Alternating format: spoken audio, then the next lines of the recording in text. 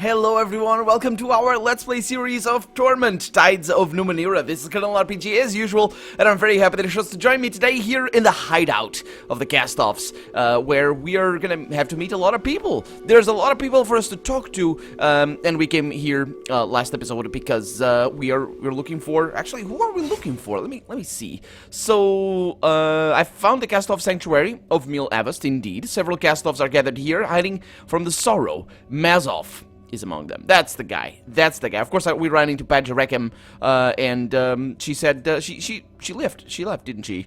She hasn't seen Mazov in years, though, so I'm not really sure what that is all about. One of the things that I didn't do before, and Andri Gook, Andri Gook, was very kind to point out in the comments, is that I have this bronze sphere over there, and it is, I don't really know what this one is for, but this one, I don't know either, but he told me to use it, so let's do that. Let's see what that is all about. The metallic edges of this engraved globe press into your palm, interlocking spirals spin over its surface, pulling at your thoughts, at places in your mind. Before your eyes, speaking of which, we need to go to our mind. Before your eyes, segments of the spirals arise from the sphere with whispering clicks, forming detailed signs. Sigils, actually. Buttons. Okay, let's hold the orb to the light. Light is faintly visible through the curves of the orb's inner spirals, but only just. You see flickers of movement within. Mechanisms, perhaps. What about if I touched a button with a circle of interlocking hands and mirrors engraved upon it? Whoa, that's a button. You press the button with your thumb and instantly feel eyes, countless eyes, outnumbering the stars, turn towards you, seeking your identity and your secrets. Calistige and her sisters. Interesting. The sphere connects you to people you have met in the real world. Oh, wait a minute. This is not the real world? What? And more than that, you sense at some instinctual level that it can transport them to you. If you call them while pressing the button, they're willing to come. Okay. What about this one? I don't want to bring her here because we're good. The button yields easily. Oh, actually, what button was it? Press the button showing you a pair of joined rings. The button. Oh, by the way, we have that. The two joined rings, I think. Did we try to use them? The button yields easily beneath your thumb. You hear Tiber's chuckle in your head. A large number of people seem to be panting, sighing, and moaning in his general vicinity. Let's not press that. That's yeah. We got 2 parts of this ring, and I think now I can use it. Let's try that as well. You pull the first ring fragment from your bags. At first it looks like you've misplaced the second, then you find it pressed into a fold at the exact opposite end from where you found the first one. You reach down to grab it, but you find that you can't. The fragments reject each other with a force beyond magnetism alone. You pick up the second one with your other end and hold them in opposing palms. Okay. Let's examine Vareth, see if we can find something out of this.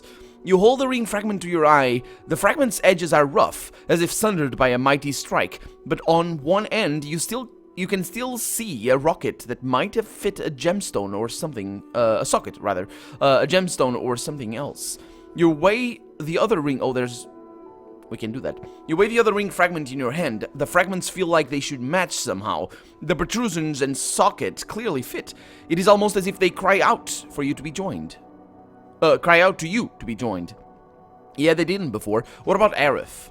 The ring fragment is marked by the protrusion coming out of one end. Okay, let's combine them.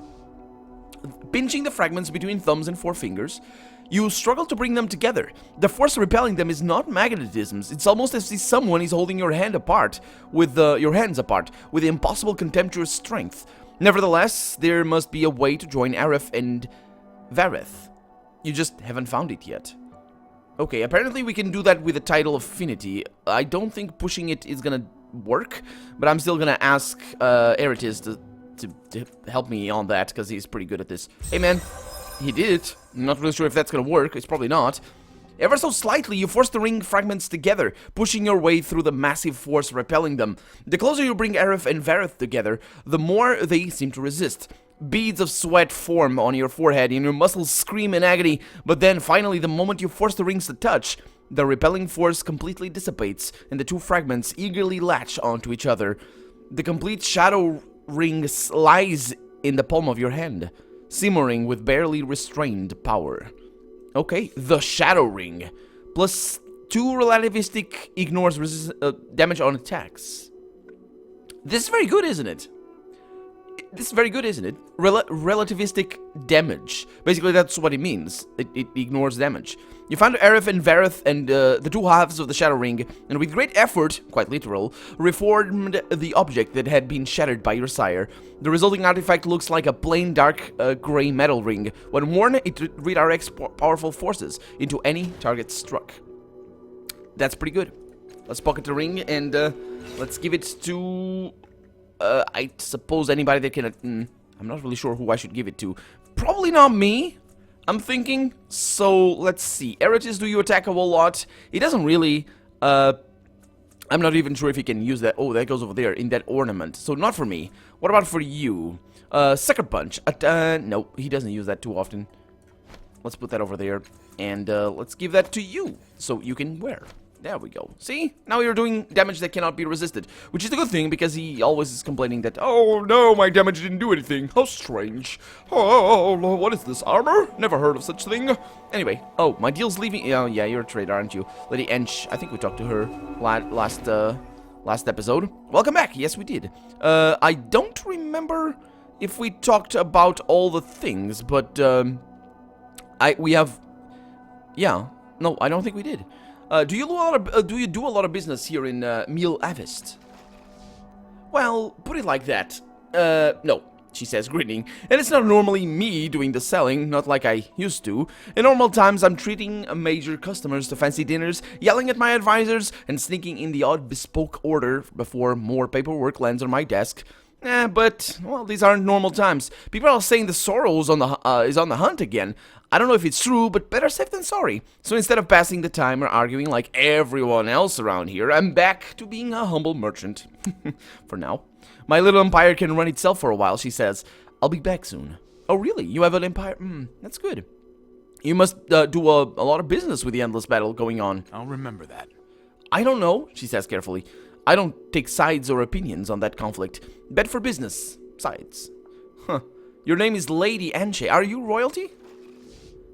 She says. Only in a technical sense. A few years back, I did a favor for the type of person who can spin titles out of thin air. I told her I only wanted the money, but she insisted. So Lady Anche... It's opened a few stubborn doors over the years, but other than that, I don't wave it around much. You don't seem upset that I opened a portal into Mil Avest. Oh, that probably is good for business, so that's probably the reason. Well, that's because closing it wasn't necessary to begin with. The shields are good enough. And she rolls her eyes. Our brothers and sisters worry too much. Must run in the family, she says. What are those wires all over your hands? Inventions of mine, she says. Cobbled together from parts, of course, like everything. These beauties are wired, not really, but, you know, into my head. I use them to build and fix things that are really, really small. I've had them almost as long as I've been alive. Really? Okay.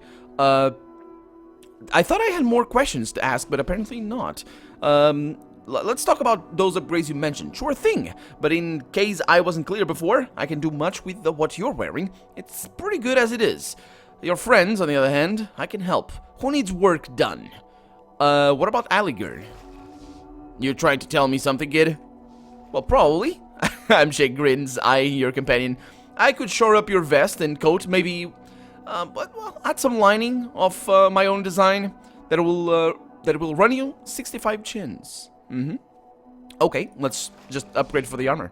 Sure thing, she says, raising her hands. The nodes on her palm light up, one by one, projecting tiny pinpricks of light onto Aligern's chest.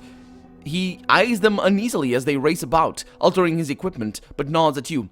Good of you, kid, he says. I was due for some repairs. And we have upgraded, quite a lot upgraded his vest, oh my god. Yeah, that's pretty awesome. Okay, so that actually casts a different light on the way armor works in this game. Also, wait a minute. What? I gained 2 items? Yeah, I did. The vest and the coat. Because he has 2 items. Okay. After a few minutes, she drops her hands. Done and done, she says. Anything else? Yeah, what about Erritis? Oh, I don't need upgrades, Erritis declares, outraged. He immediately falters. Do I? You might, and she says, frowning as if she examines your companion. Let me take a look at your doublet and undershirt. I could do something with slits? Huh? Possibly slits, maybe vents. And she folds her arms. 75 shins, and we're square. Okay, let's do that. I'm rich enough as it is. I did spend a little bit of money last episode. Good, she says, lacing her wire-strung fingers together. Hold still, please. Do I have to? He says, but he offers you a smile, and as the threads of his clothes begin moving of their own accord. Thank you, my friend. Yeah, your real upgrade is probably gonna come soon enough. I really want to die. I need to die. Erritis doublet. Well, that looks very nice. Did it change the icons? After a few minutes, she claps her hands. Oh, done. Anything else? Yeah, what about Rin? What? She says, jumping. What's wrong with my clothes? Nothing, Amsha says, smiling down at her. But I can make a few changes to your jacket and shirt. Nothing fancy or heavy, just a few things you'll like. And she looks up at you. 105 shins. Neither of you will be disappointed. Man, that's quite a lot. Yeah, let's improve that. All right, she says, pressing her hands together. A warm line traces the edge of her joined palms. This feels incredibly odd, Rin says, staring down at her shifting clothes, but not in a bad way. She gives you a nervous smile. Thank you. Yep. I wonder what they do. I'm gonna look at them in the inventory because it's kind of tricky to know what the difference between those are. And she pulls her hands apart.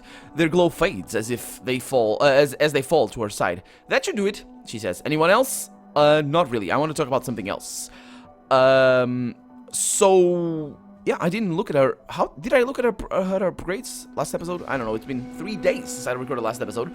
So let's look at our upgrades. So yeah, I did not buy armor for me, but I should be okay. Well, actually, okay. So we have a cloak and a garment, or a body and a cloak. Okay, so that's good. Put it over there just because I like it organized. And let's look at what they have. So that's 3 resistance, so that's resistance is magical, and armor is normal physical damage over here. So you got 6 of each, and he's got plus 20% willpower, which is, it's okay.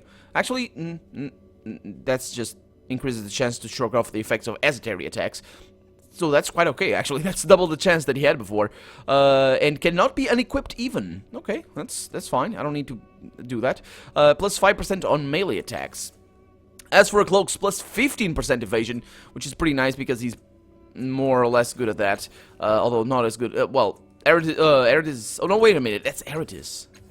This is Aligarn. Okay. 7 armor, excuse me, and 3 resistance. Yeah, pretty good. Oh, it shows over there. So yeah, mine is awful. But then again, all that I want is resistance, really. So, well, it's not as awful as it could be. Rin's shirt, 6 resistance. Oh, what is that? 40% evasion? Really? She's got 75% evasion. Ha! That's pretty awesome. And 20% willpower plus 2 cipher limit. Oh, that is pretty good. I like that. I like that a lot. Okay, so let's continue looking around, and let's touch all the things, because that's our plan. Let me save the game as well. So what is this thing? The wind around the structure is oddly moist, and there is a smell you can't identify, an unfamiliar meat, perhaps spoiling in the sunlight. And there is something else, an acrid, silent tinkling hanging in the air, the feeling of power held in reserve. Okay, let's examine the structure. You reach out to touch the sloping side, but hesitate. Strange. The surface is smooth, inviting even, and yet your instincts tell you that something within the structure wants you to touch it, to come inside, to yield and fall to the earth, exposing your softest parts to... You stumble back, shaking your head. Yeah, you don't want to do that, says Lady Anshe. None of us are sure what it is, or why the first left it behind. I think it's a last-ditch defense against the sorrow if everything else fails. Others say different. She snorts. Feels nasty, though. Doesn't it? I think so. I think it might be a way for me to die. You stretch out your hand towards the structure, but still can't quite force yourself to lay your hand upon it. Okay, so I'm gonna save the game because I really don't want to leave this place, and I wonder if I'm gonna be able to come back. But I really hope that this is just a way for me to die. Gritting your teeth, you ignore the repulsive weight. Yeah. Gritting your teeth, you ignore the repulsive waves pushing at you and firmly place your hands on the structure's surface. Eyesight deserts you, and you fall, toppling into the bottomless darkness through clouds of slimy, probing bodies. Then pry at your lips. They pry at your lips, suckle at the moisture around your lips, and scrape. That's a lot of lips. And scrape urgently at your eyelids. Something clutches at your heart and crushes it.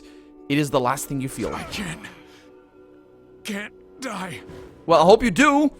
Yes, we died. Awesome. Okay, good. So we're gonna be able to fix Erritis. We well, actually do a lot of things, and I have forgotten about all the things that we have over here. So, hey, Spectre, how's it going? You're terrible and, useless. Oh, what's on your mind? See, I told you. Did anything change? No. Oh, not for him, anyway. So, let's have a chat with people. What about you, Syria? How's it going? Sharia, how did I call her before? She is doing her own thing, and that's all over again. Okay, so that goes back. Oh! Hello, Mr. Nyctamaran. How's it going? The hazy form of the Nyctamaran you met before hovers motionless here. Its many eyes converge on the center of your forehead, as if the creature is trying to hold you in place, or to breach your defenses. Its many faceted gaze slips, gaze slips? Yeah. Key-like into... Oh, no, okay. So its many-faceted gaze slips key-like into you, nudging your thoughts aside. You feel its alien regard pulling at your consciousness, trying to align your thoughts with its own. Let's do that. I think... I don't really know if I did a good thing, but let's yield and form a connection with the Nyctamaran. Actually, this is for the connection thing. If it's like that, yeah, it's probably... We're gonna get another connection. I think we can only have 2 connections. Let's talk to the Nyctamaran. Observation, the creature says before you can speak. This one has analyzed available data, and a conclusion has been reached. Summary, this one is not a Nyctamaran. This one is data in a Nyctamaran's shape. You will be unable to answer questions regarding the organism the human has encountered. Okay, so, but you're still data. Can I not do queries or something? Its eyes roll inward. This one requires new designation. Processing. Are you angry that you've appeared here? The creature's eyes turn inward for a long moment as it considers your question. This one acknowledges a number of emotions, namely confusion, fear, frustration. This one does not yet know why it exists or why it is here. Perhaps this will come in time? Its eyes return to you. To answer the original inquiry, no. So you really aren't a Nyctamaran. Nyctamarans cannot be rendered into data structures without losing their identity structure. Conclusion? No. I wonder what that means. So, are you sure you're not angry that you've appeared here? The creature regards you. Not yet, it says at last. Okay, let's yield and form a connection, I guess. Its thoughts, long and oddly textured, slide against yours like 2 hands clasping, waves joining, shadows merging. Wait a minute. 2 hands clasping. Waves joining, shadows merging. But why the slash? And why the period? That's not how you do that. You can't have periods in between slashes. Anyway, holding your head, you take a deep breath, and the Nyctamaran's alien presence settles into a corner of your mind. And there it is. Just like that, huh? So... And now I have... Nyctamaran's defense. Okay. So that's what did I get anything else around here? I got the targeting eye. Yeah, but that's from the thing that we got, the upgrade. Grants a random fatal to any melee attacker. The effects are unpredictable as the Nyctamaran itself. The creature's alien thoughts fill your mind, lashing out at those foolish enough to attack you. Wait a minute, that's for melee attackers. Oh, okay. Oh, that's fatals, though. So they can be positive or negative. I'm not really sure I like that, but let's stick with it. I did play through Baldur's Gate 1 and 2 and thrown a ball with a wild mage, and well, things went interestingly enough. Inafir and Erritis are up here. Oh, yeah, that makes sense. So Inafir, we need to talk to him, of course. The beautiful, beautiful man that was all crazy and just amazingness, and just let's have a chat with him. The pale image of Inafir regards you with empty, woe-worn eyes. It is an emptiness to drown in, a pit that can swallow whole all the empathy the heart can give without being filled even a bit. Like all voids, it beckons and seeks to drag you in. So... I can connect with him as well. So let's not connect with let's disconnect with this guy. I don't know if I did a good thing then. If I can just disconnect it at will. Let's break your connection. Let's see what happens. You lock gazes with the central eye of the creature and step backwards. Its thoughts retract from yours, like a needle pulling from a wound. then it doesn't hurt, does it? Because the wound is already I mean, it's a wound. If it's normal flesh, then it can hurt because you're activating, you know, sensors and all that sort of stuff. Let's connect with Inafir. Let's see if he's less crazy than the Numenera. I would speak with you, Inafir. Inafir shrugs a spectral shoulder. It is the lot of scabs to be picked, the mark of the weak to be pecked. Mine, my veins, brother, with thy vain mind. Your veins? But you're just a thought. How did you get here? You consumed me, brother. Wherever my foul flesh festers, you've made a fouler feast of that which lasts past death. He sniffs and curls his face into a sneer. From one world of woe to another, brother. Have you found some comfort here, at least? Inafir gives you a grim laugh. Our father framed my flesh as a rack of pain, brother, and left no crook from which to hang a heartbeat's joy. Idly I'd seek an ideal, and know no peace, even in places better than this bitter warren. Then, for just a moment, his haggard features seem to soften. But there are worse holes to hide in, and worse homes than the head of he who felled me. Oh, I suppose that... Thank you. How can I help you? Inafir. Unmake me, brother. Unwind time and tides, or break the casual chains that drag the present down to the past's black depths, or blot my tale from the scroll of days to come. Inafir curls his lips in a smile that is more of a snarl. But you cannot, little brother.